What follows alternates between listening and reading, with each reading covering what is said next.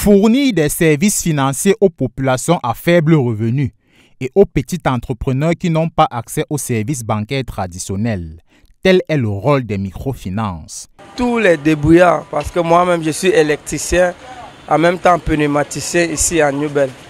J'invite tous les jeunes débrouillards là de venir, n'est-ce pas, essayer de travailler dur.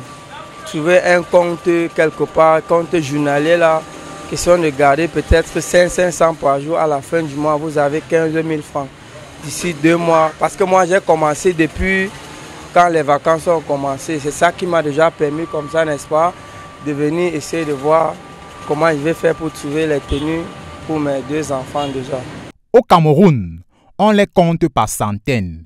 Et selon les chiffres contenus dans le rapport 2022 de la Banque des États de l'Afrique centrale, la zone CEMAC comptait 491 établissements de microfinance agréés, dont 351 au Cameroun. En 2025, les chiffres sont estimés à environ 389 établissements.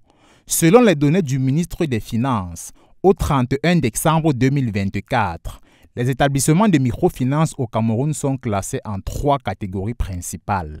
La première catégorie collecte l'épargne de leurs membres et utilise ces fonds pour accorder des crédits exclusivement à leurs membres.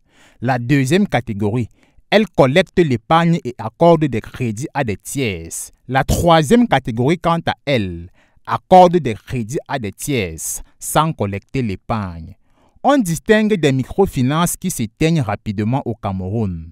Elles sont éphémères et ne bénéficient d'aucune fiabilité. Les microfinances au Cameroun, vraiment, il y a un laisser-aller. Parce qu'il y a des gens qui ouvrent des microfinances, après referment. Et partent avec l'argent des gens. Puisqu'ils ne sont pas protégés, nous les citoyens, on n'est pas protégés. Parce que c'est l'État qui devait passer par l'État pour ouvrir les microfinances. De façon que s'ils partent avec l'argent des gens, on les saisit et ils remboursent les gens. Mais chacun se lève, il a un peu d'argent, il ouvre une microfinance. Dès qu'il a déjà amassé, bap, il disparaît. Cependant, il est important de noter que les microfinances peuvent également présenter des défis, tels que des taux d'intérêt élevés et des problèmes de remboursement.